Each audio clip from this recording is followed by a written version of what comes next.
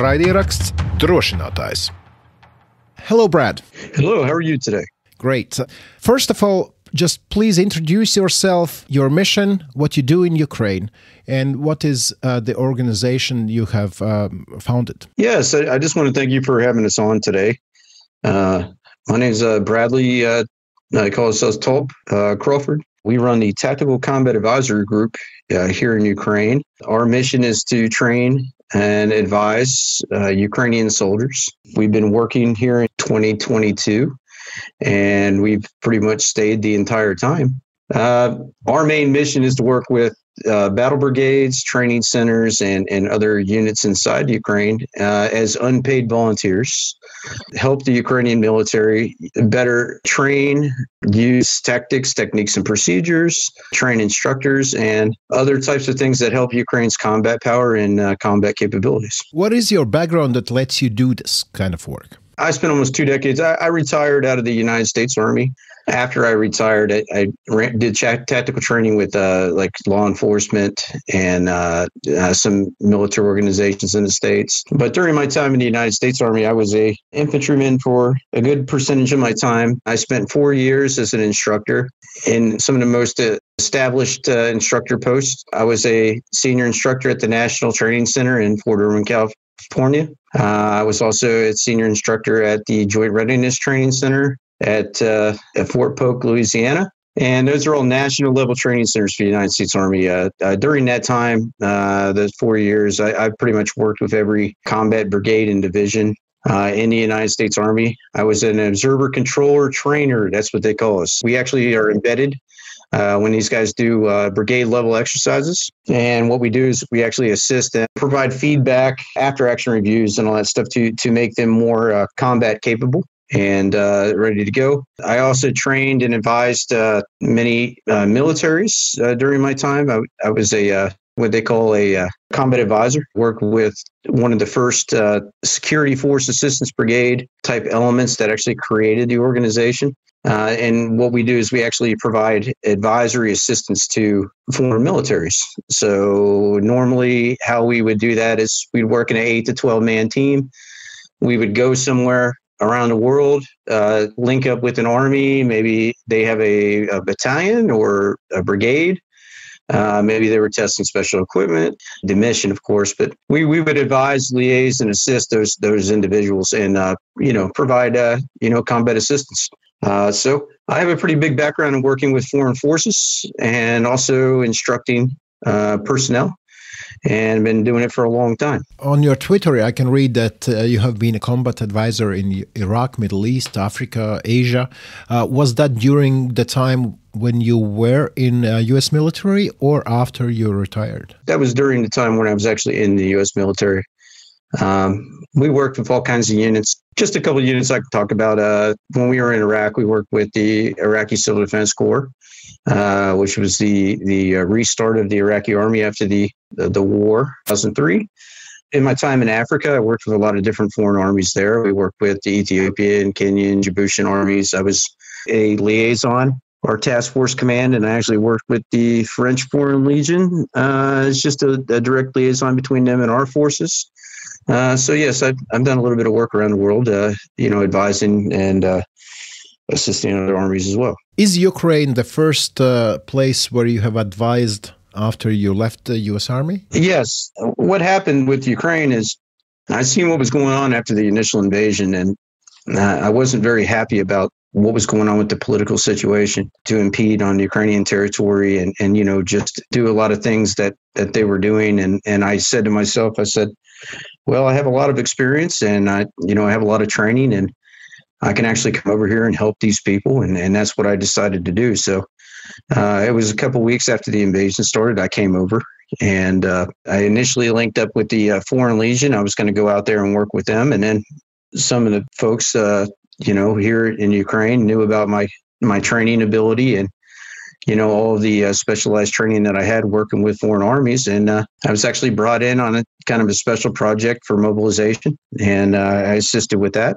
And basically what we did after that is we were asked to come down to Mykolaiv and help train the units that were decimated in Mariupol. We had to bring them up to combat speed. So we came down to Mykolaiv, and I met with the commander of Ukrainian Marine Corps, and he said, "Hey, we got 1,000 Marines to train." And I said, "Well, sir, we got 10 individuals. We could definitely work something out. It's going to take a couple months, but yeah, we'll do it. We'll get on the task. We'll get ready." And we started doing that mission. And during that time, we trained every single unit in that brigade. Ever since then, we've been working in Ukraine. We've worked with 22 brigades and 3 major training centers. I worked with the General Staff of Ukraine to develop instructor programs, and I've also been guest instructors at many of the universities here in Ukraine. One of them being the National Defense University of Ukraine. I was an instructor for non-commissioned officer development. So it's been a very interesting time here. And every day I'm very blessed to be here. I think I know the question that is asked most while you are in Ukraine. Why are you there? And I could understand that you could come and work for maybe a few months and stuff. But as I understand, when you came in 2022, you have stayed all the time there in Ukraine. Why such a decision? Why did you stay? Especially knowing that you say that you are not getting paid for that. Well, I did leave for a short period of time to go back home to deal with some family issues and things like that, but I did return. That was a series of months. But it's a good question that you have. You know, I'm always been someone that fights for freedom, liberty, and things like that. When I first joined the Army, I have these traditions that I've always followed, and that's helping people who cannot help themselves. At first when I came here, it was to stay for a couple months and assist, and then kind of go back. But ever since I've been here, I've just learned how incredibly nice and brave the Ukrainian people are, and I just can't put it on myself to just give up or just go home and just watch from the sidelines. I've basically put myself in a position now where I have such strong feelings for this mission that it would be against my feelings to kind of leave and just kind of watch from the sidelines. And I really just want to stay here and help these people. And every day that I go out and we work 5-6 days a week. We work with brand new people, the same people sometimes. It just reemphasizes my thoughts on this matter, because I just feel like a sense of pride and purpose being here with the Ukrainians and actually helping them win this fight. And that's one of the reasons why I am here, is because somebody has to step up and do something. It's one thing watching everything unfold on the news and then kind of going on X and, complaining about it. But when you can be like part of the solution and fixing the issues and fixing the problems so that Ukraine can win, it's a very warming feeling for me. And it makes me really believe in being here. I understand what you're saying. It is a big sacrifice. I do go home for 1 month every year to see my family and everything else. But like I said before, I'm here to help Ukraine win this war and, be free and independent. And I think it sets an example for others to follow too, because, if we have the skills and we have the resources, and you don't just have to be a trainer to do this. If you're a humanitarian or, you're delivering supplies, or you're a volunteer medic, or you're anything else, if you have the skills to provide the Ukrainians anything to win this fight, it's something that, is really good if you can come over and help these people. And the Ukrainians really appreciate it. They really do. And, You have been in U.S. military for 2 decades, right? So you know it from inside out. How does it make you feel, the attitude of U.S. politics towards this war, knowing that if United States would be fully committed to Ukrainian military victory, that this war would have probably, maybe, ended by now? Well, one thing that I've learned over the years, especially being in the military, is that, I'm a soldier. Get involved in the political realm of things. And I try to stick out of those political discussions and things like that. In my opinion, I do think that the Ukrainians can get more. I think that not only the United States, but NATO and the West can do more to help. I know they've helped a lot, and the Ukrainians really appreciate that. There's a big thing that a lot of us volunteers talk about, and the word we use is like trickle. It's like a slow trickle of supplies, you know. We were talking a couple of years ago about getting the Ukrainian forces like Abrams tanks. You know, it was, okay, we're going to send them, and then, no, we're not going to send them, and then a few. And, you know, the American military sends them 32 Abrams tanks. You know, it's like, it's kind of like, you know, a drop in the bucket. You know, we got, if you look at like, you know, in Yuma or like the vehicle depot in the United States out in the desert, we got almost 6,000 of these things sitting in dry storage, you know, and we're sending 32 tanks, you know, like we could do a little bit better than that. You know, other vehicle systems like M113 armored personnel carriers, we have mountains of these things sitting out in the desert. You know, we could send thousands of these things over here, and they would make a big difference, big impact. F-16s, we have a lot of those in storage. We could send plenty over here and make a big impact. Could do a little more. My personal feelings about this, I do feel a little bit of, it's just disappointment. I think that a lot of these countries, they just feel like it's the not in your backyard mentality, right? Okay, it's not really, it's affecting us, but it's not really affecting us. You know, we'll send some help, but you know, it's not like a, you know, something that's really impactful to us. But when all the cards are on the table, this war is a very impactful thing to everybody because it's setting a precedent. If we don't stem the tide on this Russian aggression and show the Russian politicians and things like that, and the military leadership that we're not going to tolerate this stuff, then what we're doing is we're setting a precedent for future wars that can possibly happen. We have, you know, a lot of flashpoints in this European area of operations that we need to think about. We have Latvia, Lithuania, Estonia. I mean, those are very key areas that the Russians could try to, you know, take advantage of or try to make pushes on as well, just like they had done with their other neighbors.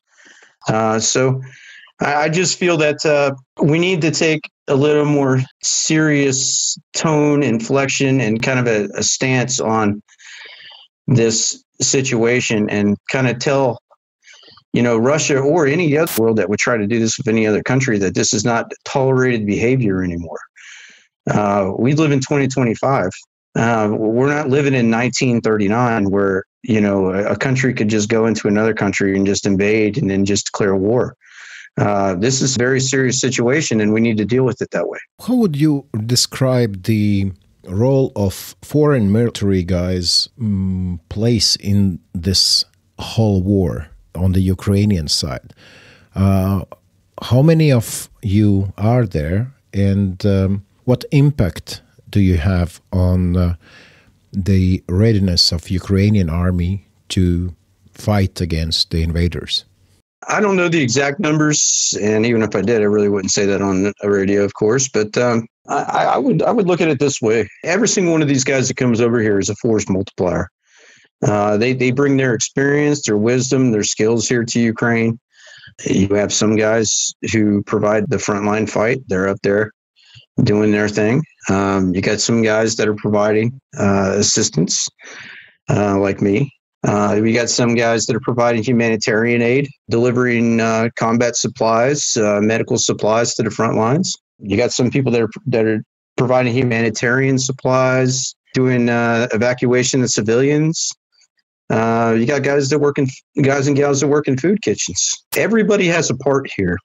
Everybody, and I say this all the time.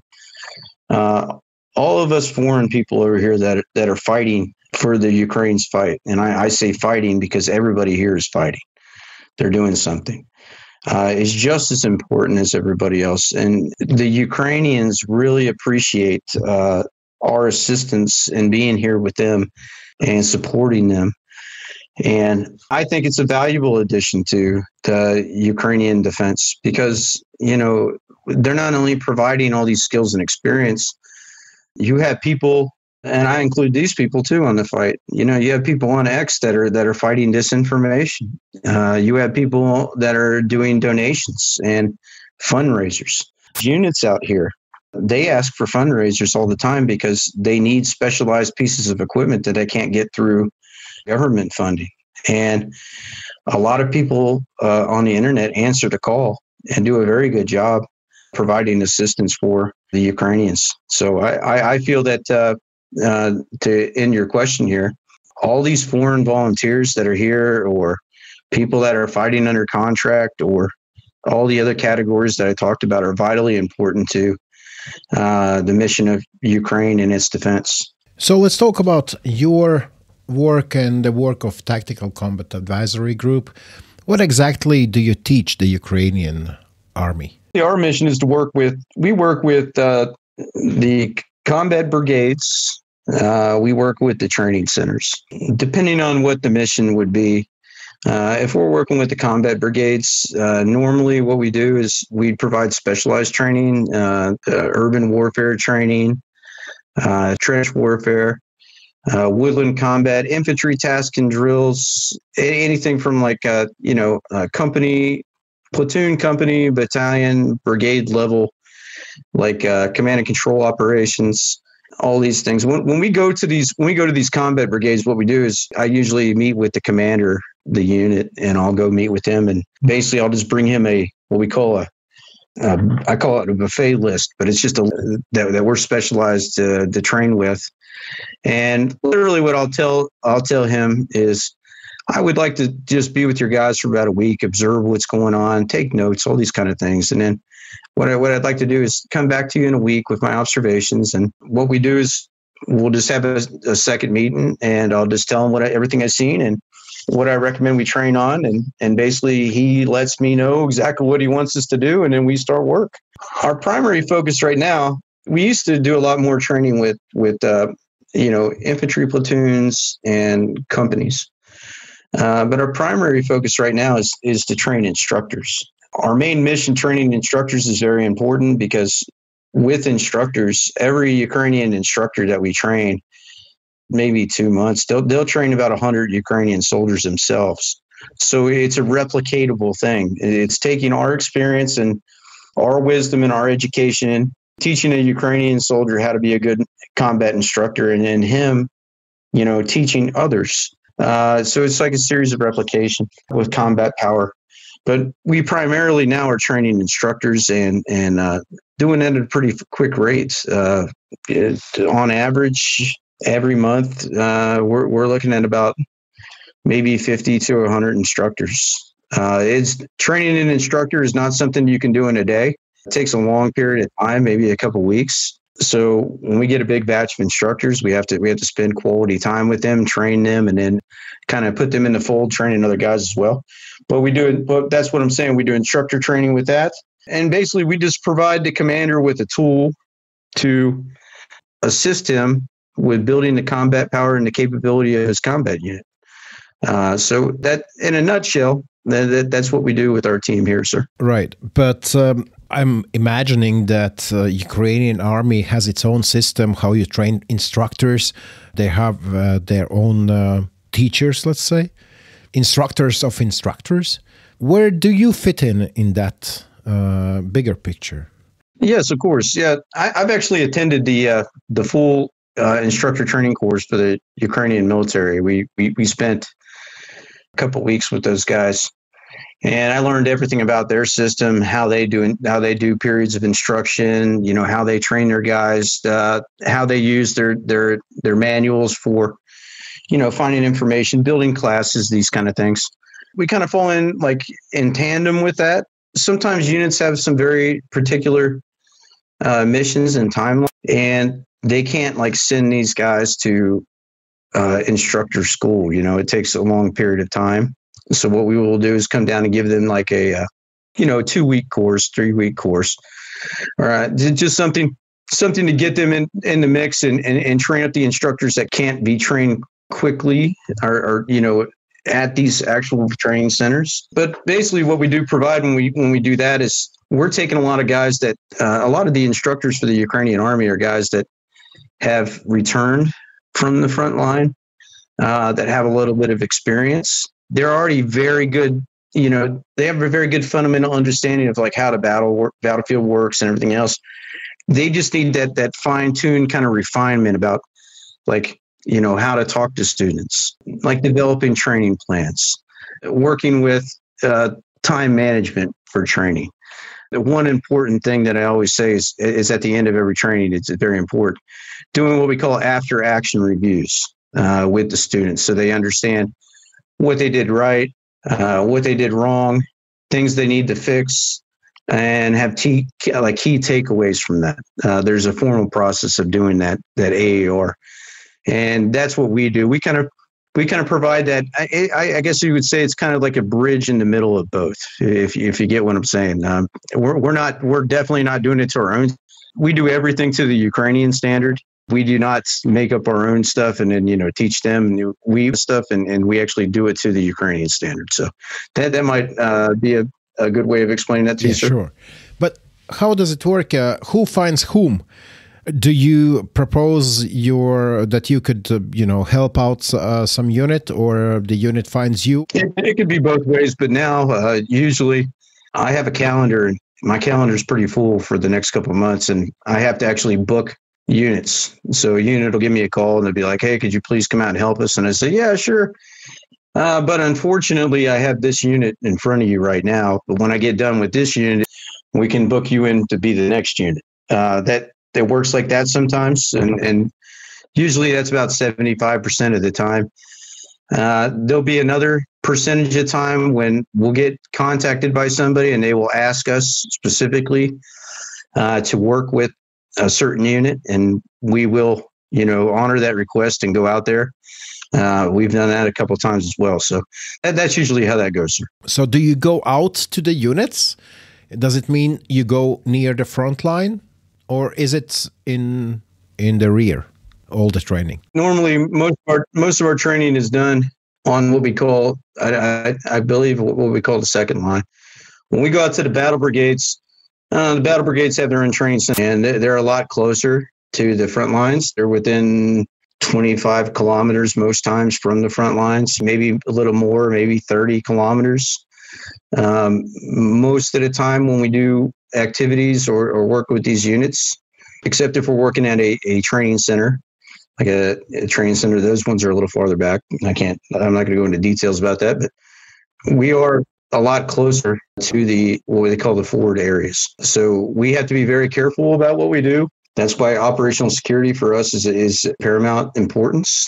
We have a lot of rules that, 6 months, we can't talk about units that we worked with in the past 6 months, posting pictures and things that are unblurred and all kinds of stuff like that. We have some real security protocols for that.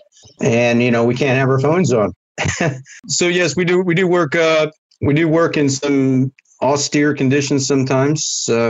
We've had some situations where we've come under enemy fire in the last 2 years, but luckily we haven't had any injuries. Sometimes it's very difficult here. Sometimes it's very easy. It just depends on how the day's going, I guess. What training the Ukrainian army guys need the most? What sort of training? Well, basic military training is a must. In order to build a soldier, you have to build a soldier from the ground up. I have this thing that I tell people. I say, if you're going to build a house, you don't build the walls and then the roof and then the foundation last.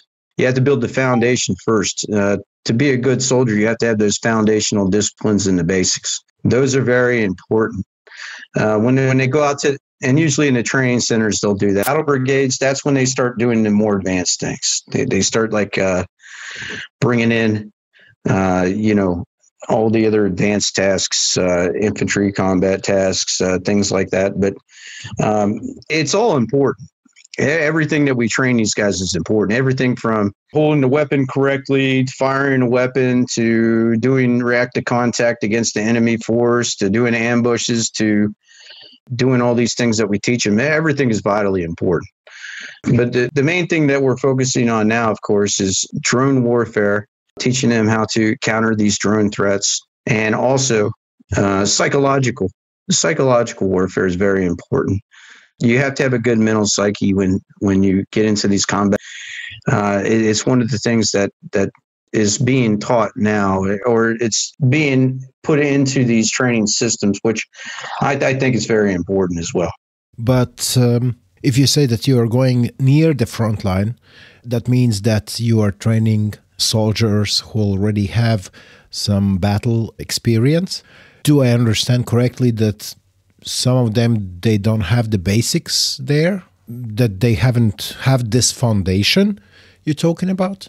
This war is a very different war than most of the wars that we in the West, in Afghanistan and all these other places. You know, the enemy, the Russians have the capability of striking deep within these zones at will. I know that you've probably seen on the news X and these other places, there's actually training centers and locations that get hit by these Iskander missiles now quite frequently. These guys, a lot of times when we've been out training with these guys, you can hear the artillery falling right in front of us. You know, not right in front of us, but I mean, you could hear it. You could hear the battle going on when we're doing training from far away. These guys they don't have a lot of time to learn, and then they have to train, and we have to use that time as effectively as possible. And my professional opinion, I think the Ukrainians do a pretty good job using the time available to train these guys however they can.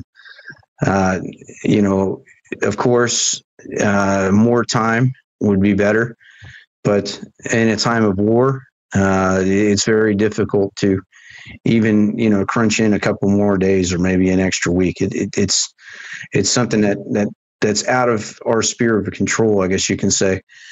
So they do a very good job. They try their best to, train these guys as good as they can. Let's talk about the transformation of Ukrainian forces. I imagine that in 2022, when you came to Ukraine, there were different needs than now. I mean, in 2022, you could teach the basics and from all your experience in U.S. Army. But now after, it's the war is, the full-scale invasion is in its fourth year now, I imagine that some Ukrainian forces have more battle experience than any U.S. Army person in the military. Could you talk about these changes? That's a very good question. I will say this in a counter to your question. Learning goes both ways.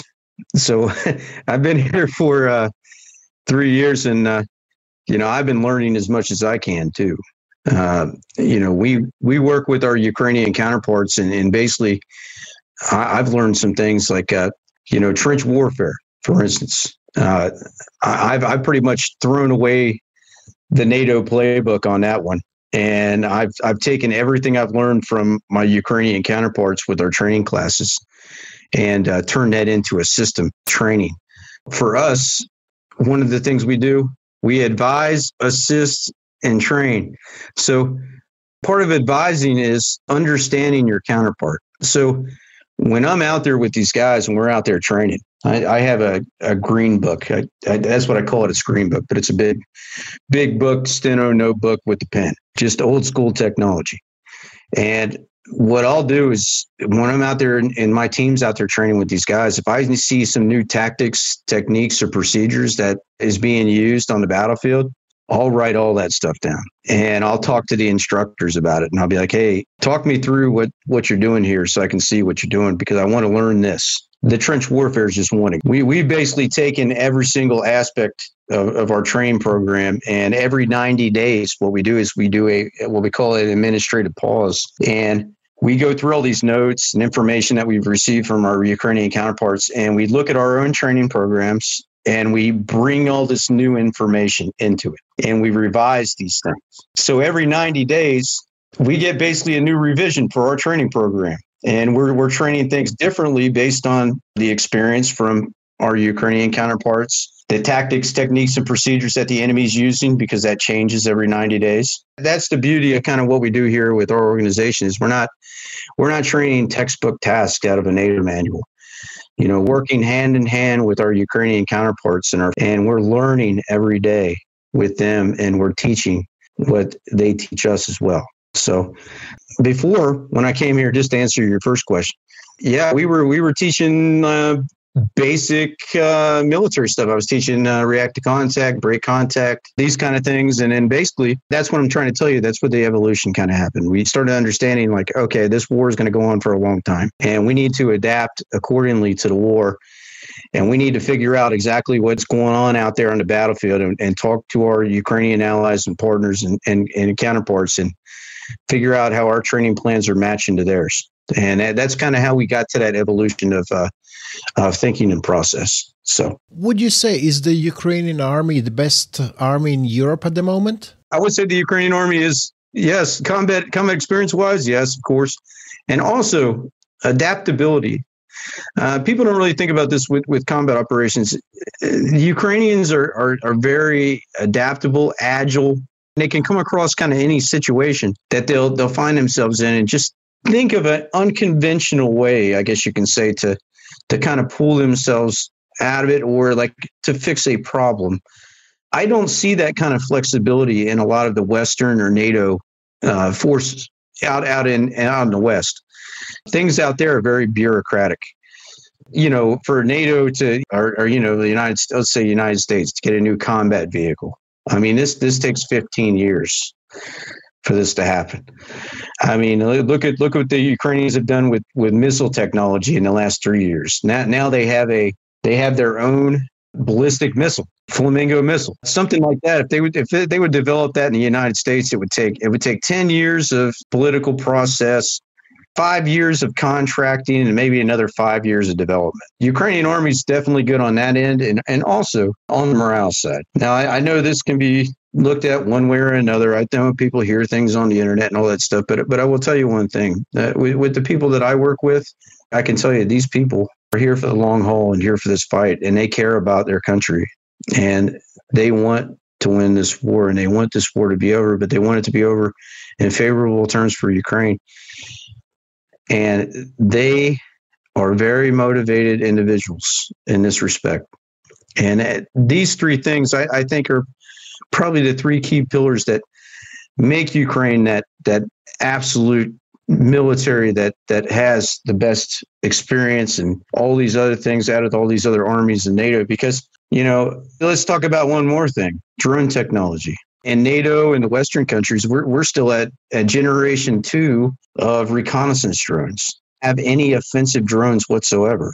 Offensive drones meaning like attack munition drones or things. We don't have any embedded units that are embedded in any companies, platoons, battalions, or anything else that can do the same thing that the Ukrainians or the Russians can do right now. That to me is a huge, huge issue. We should have been on that in the West. We should have been on that a long time ago. Because the other thing that I'm just saying here at the end of this is Ukraine is on the cutting edge of warfare. They're doing things that the Western armies aren't even thinking about yet. Or if they are thinking about it, they're so far behind Ukraine that, I mean, it's a runaway game now. Ukraine's in Gen 4, Gen 5 technology for attack drones now. They have entire embedded units, that platoon, company, battalion, brigade level. They have brigades of these drone units.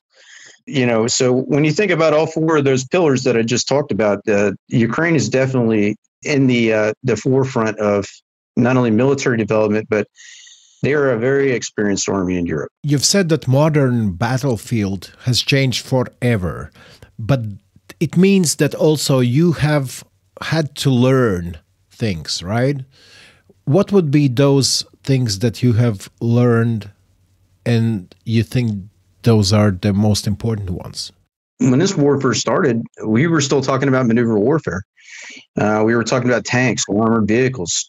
What was the most dominant that everybody was talking about? Oh, Russia's got a 40-mile long convoy of tanks and armored vehicles. They're going to push through Kyiv in 3 days or whatever. Then we found out like the weaknesses, the inherent weaknesses of these things. For years, even when I was doing training in the United States Army, when I was in the service, we trained on maneuver warfare doctrine, where tanks would move forward, smash the enemy lines, infantry and armored personnel carriers would follow behind them. You'd have helicopters that would give them close air support. You'd have the aircraft that would be flying strategic missiles, doing anti-air kind of stuff. All that's changed. Guys that went to war college 20 years ago, they'd step on this battlefield and they wouldn't know what to do, because there's no fog of war in this war. There's drones in every single area of the battlefield. Every single area of the battlefield is usually covered by some kind of intelligence, surveillance, or reconnaissance asset. You can't move 2 or 3 tanks on the battlefield without being seen and then attack drones destroying you in 5 minutes.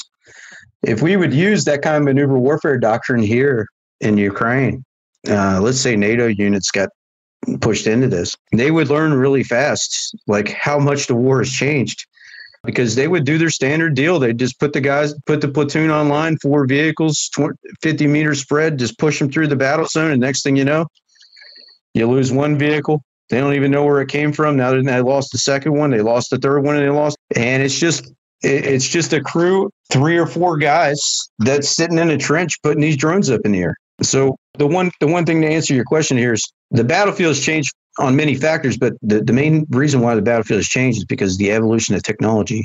And that's something that you have to be here to experience, to see yourself, to learn, and to understand. And that's why I believe like these programs where they're doing these cultural and military exchanges with the Ukrainians and the Western countries and NATO are so important, because the West needs these Ukrainian advisors to come and tell them about these things and kind of pass the information and the knowledge so they can be more how these battles are fought here. Because like I said before, this is the future of warfare. And if we do not learn from it, we're doomed to figure it out through angles that we do not want to figure it out. Actually, the next week on our podcast, our guest will be one of the Azov commanders who with his colleagues was here in Latvia just a couple of days ago. And I'm pretty sure they exchanged the knowledge that Azov has acquired on the field. I would like to use this chance and ask you 3 things that you would advise Latvian Army right now. The first 3 most important things that Latvian Army should think about or should train on. Yeah, from your perspective. Yeah, number 1, integration of drone, not anti-drone units, integration of drone attack units and everything from the platoon all the way up to the brigade level. Number 1. And you guys should start stockpiling on that equipment, like drone equipment, everything, because that's the key. That's the key to keeping the enemy at bay. Number 2, focus on the training programs. And the biggest thing that I've seen that brings success here is at the junior levels of command. So like looking at your non-commissioned officer, like your sergeants and your corporals and your junior officers, make sure they understand freedom of movement and, independent thoughts. And these guys are tacticians and they understand how to fight things on the battlefield, because here in Ukraine, the biggest combat unit that you're going to see out on the battlefield, it used to be a platoon, which is like 40 guys. Now, the biggest elements that you see out on the battlefield is a squad, which is like eight guys. And, they have to have that independent thought process and be able to operate on their own independently. Number three, and this is one of the most important things because this is what we're seeing here in Ukraine a lot, is anti-drone units. These shahads, these suicide drones, and also the FPV drones and all that stuff, there has to be like really good anti-drone units. We have We have units that actually like intercept these things, mobile interception units. They'll have pickup trucks with machine guns or whatever else. We'll have self-propelled anti-aircraft systems like Gepard and all these other things that go after them, and utilizing other kind of systems as well. But also electronic warfare. Electronic warfare is very important in today's battlefield. And I think that even in the United States Army, like jamming, electronic warfare, like jamming applications, your GPS jamming, those kind of things, that's all very important. I don't even think in the United States Army that we have enough assets to kind of focus on that, because these drones, these rockets, these ballistic missiles, all these other types of things that are used to either soften up defenses or, create havoc with the general population. These things run off this kind of technology. They run off GPS. They run off of, signals. FPV drones definitely do it, unless they're the new fiber drones, which there's not much you can do about those. But having that electronic warfare capability to kind of knock out those signals and try to render those weapons ineffective. Also, like the United States and laser defense systems. These things can actually like lock on with a computer. They shoot a laser at these drones, shahads, or anything else, and in about 3 seconds they'll knock it out of the sky, and then they can move to a different target. It's very cost effective. I guess the name of the game on this, the drones, to be on an offensive side with these drones, and then another part to be on a defensive side with these drones, to have freedom of maneuver and independent thought with these junior leaders. I think those three things are some of the most pivotal things that the Army can work on for sure. About the transformation of Ukrainian Army, in 2014, when the first invasion happened, Ukrainian Army was not ready to repel that, but then it sort of started to take up NATO standards and stuff like that. And then you had Western instructors coming in and trying to put Ukraine on like a NATO standards. But also we hear criticism that not everything has been done to change the Ukrainian army's ways. How do you see it on the field? From your perspective, being on the field, training Ukrainian army units, how would you rate the transformation of Ukrainian army from Soviet to, let's say, NATO standards? I've seen a very big transformation since 2022. In 2022, we were working with this is just one example. We were working with a combat brigade. I won't say the name. We were doing what they call a command post exercise. We were planning for, it's a simulated operation where we would, push in, do an offensive, secure ground and things like that. We were sitting there and we were working with this unit, and basically like there was maybe one or two computers in the room, maybe a radio. They put like 4 tables together, threw a map on the table, and the first thing I noticed is that they just started drawing on the map with map markers. And I was like, oh boy. Because usually what we'll do is we'll take a clear sheet or of laminate paper or something like that, or, some, plexiglass or something like that we'll put over top of it. That way, when we draw on the map, we can reuse the map. And, we were talking about things like command and control, and I was asking simple questions. I said, okay, guys, doing this offensive, where's the reconnaissance force going to be, and how are they going to monitor where the companies are coming from? Where's the medical evacuation going to be? When do we call them in? How do we call them in? What's our pre-plotted fires? Like we have 4 120 millimeter mortars for the brigade. What is our plotted fires that we're going to put on the enemy when we're moving forward? And the questions were just like, oh boy, yeah, okay, well, we didn't think about that one, and it's kind of like, all right, and I don't use the S word, the Soviet word. I have a new term that I use. It's post-Cold War Army. So that's what I use when I say pre-Cold War Army. You know what I'm talking about. It's Soviet Army, right? Well, yeah, there you go. But I say post-Cold War because I don't want to make a comparison to any form, shape, or form to Russia. And then when we look at like it was like 2024. I went to the same thing with another different unit, and I walk in there and everything is perfect. We got video screens all over the walls. They got drones flying everywhere. You got a section for like S1, which is personnel, S2 intelligence section. You had a S3 section for operations, S4 for logistics, S6 for communications. They had radios, everything. And the map was just elaborate, all kinds of stuff. They even had, and it was massively different. It's like if I would step into a U.S. Army command post back in, let's say 2015, they had the same combat capability in that command post that they did back then. So the Ukrainians had the same combat capability as we would have back in 2015 in that command post. And just to see that transformation between the two was just something out of this world. But it's still 10 years lacking. Yes, but the thing is, we have to think about this. Post-Cold War Army, okay? They've been doing it for 30 years. This changing an army takes a considerable amount of time, and especially in a time of war. Usually in a time of war, when you're in a time, you're stuck with the doctrine that you have, you're stuck with the technology that you have, you're stuck with the vehicles that you have, and you're stuck with the training that you have. You can't change that stuff mid-war and just expect things to change. But the Ukrainians have done that, and that's the incredible thing about it.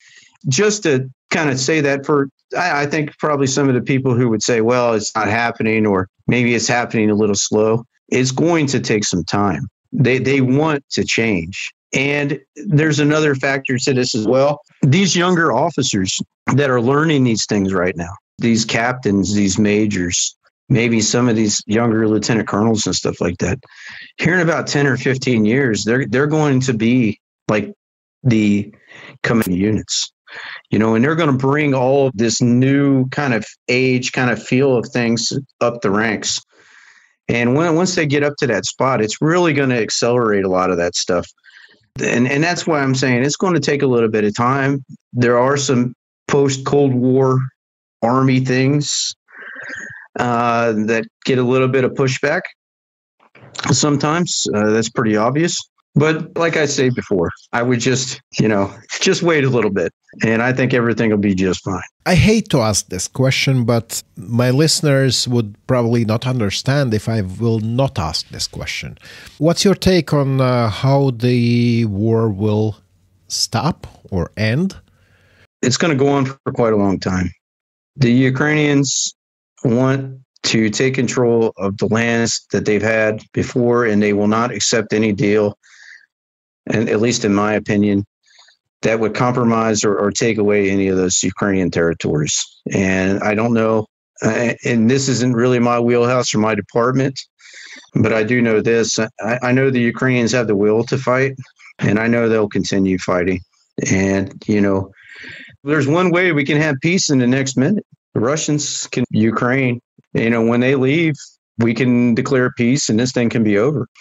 But unfortunately, in the other side of the house, we have to continue fighting, because if we don't, we all know the circumstances of that. I don't really want to talk about politics. I just want to talk about your feelings. I mean, you are the one who is looking into the eyes of Ukrainian servicemen and women who are on the front line, who are holding the front line, right? If we talk about motivation, in 2022, when the full-scale invasion started, we saw the lines at the conscription centers, lines of people willing to go to the war and fight for Ukraine. 3.5 years on, we hear different stories. I mean, we hear about people getting into the army. We hear about people getting pulled into the army. What do you see when you train Ukrainians? Do you see this will to fight? Do you see this, not excitement, but energy to fight? What do you see in the eyes of Ukrainian soldiers right now when you train them, 3.5 years after the full-scale invasion? I can personally tell you that every day, yes, I do see a will. These guys do have a will to fight, and they have fire in their eyes. To say that, we're all not tired. We're all tired. Even I'm tired. I've been doing this for 3 years plus now. I get tired some days too. But, we all understand the situation, and we understand what it means to not fight. And these guys, yeah, they're very motivated. And, one good thing about being an instructor is you can actually key up that motivation a little bit. And I try to do that every day when I'm working with these guys. I'll try to fire them up a little bit. I'll try to motivate them a little bit. I'll try to joke and laugh with them a little bit, keep their morale and spirits up. But deep down inside, all these guys, most of these guys that I work do have a fire and a will to fight. And I've never seen that anyone not have that fire or will to fight. So that's definitely my testimony on that for sure. And lastly, I would like to talk about the human side of it, of your mission. You came to Ukraine. You talked about your convictions, about your reasons to come to Ukraine. And you said you stayed longer than you thought you will. If you could talk about the human connections you have had in Ukraine. Yeah, definitely. I've made hundreds of friends here. I mean, on my Signal and all my other social media accounts, I still keep in touch with most of these guys that I train. And I'll meet up with these guys all the time. A very interesting story the other day. I was actually training a unit out here. I think it was last week. And I had two guys come up to me, and I knew exactly who they were when I seen them because from 2022, and they were just regular soldiers coming in the Army. And now these guys are like instructors, actually teaching other units. And we were talking about stuff, and they were like, "Hey, Top, it's great to see you again." I took pictures with these guys. But yeah, I've made so many good friends here, and not only on the military side, the civilian side, a lot of people's families that I know now, just basic friends that I have in the military that I've known for quite a long time that I've worked with. Those things happen when you work with people for a long period of time. You kind of become friends with people, of course. And, and on the personal side for me, I've had people that I've worked with here on this team who, I've had friends here who have not made it. I've had two, and I just found out a third friend of mine last week passed away. He was a fighter in a different unit, but during the start of the war, he was a trainer here with us. And I also hear about Ukrainian soldiers that I've trained or I've known that have passed away as well. And that's one of the hardships of being here. That's one of the hard things about being an instructor is that you have to understand that, not everybody that you train is going to make it. And, it's very difficult because you'll hear stories. People will tell you, "Hey, you remember that guy we trained 3 cycles ago? Yeah, something happened or something." And, it's like, if you feel really bad I feel really bad about it all the time. But human connect. I've just been through so many things here now, and I've committed myself to this fight so much that, like I said before, for me to leave, I couldn't do it. I have to stay until this thing's over with and done with. And I need to help these people as much as I can because I have an obligation to these people now because they're my friends. They're my comrades. They're my brothers in arms. And I can't leave them behind. Does your family understands that? Yes, my family does understand that. Except for my mother. My mother, she doesn't understand it as much.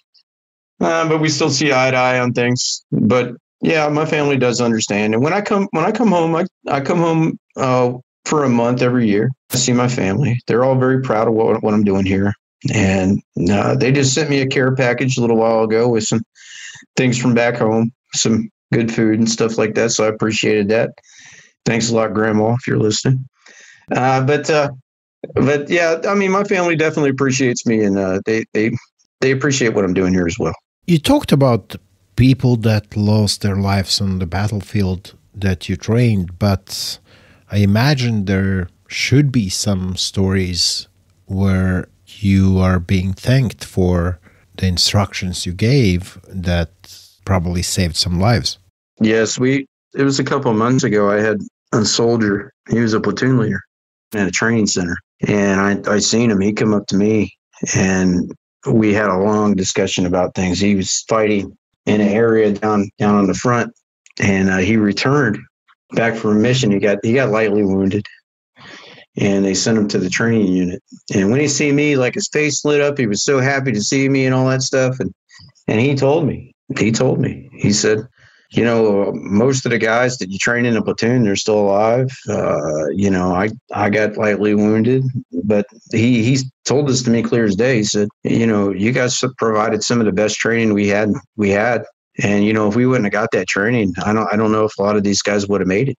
And that hits you like very hard. The other day we're instructors, they said the same thing, and it hits you very hard in the heart. You're like, well, I definitely understand now, like why I'm doing what I'm doing and why it's so important, on the human side, just to see that you can save a life or you can make sure that these guys survive. I mean, it's a very good feeling. And it's always good to see these guys. But yeah, we have stories all the time of things like this. And I run into people that I haven't seen in a year. Like I said before, some guys I haven't seen in almost 2.5 years.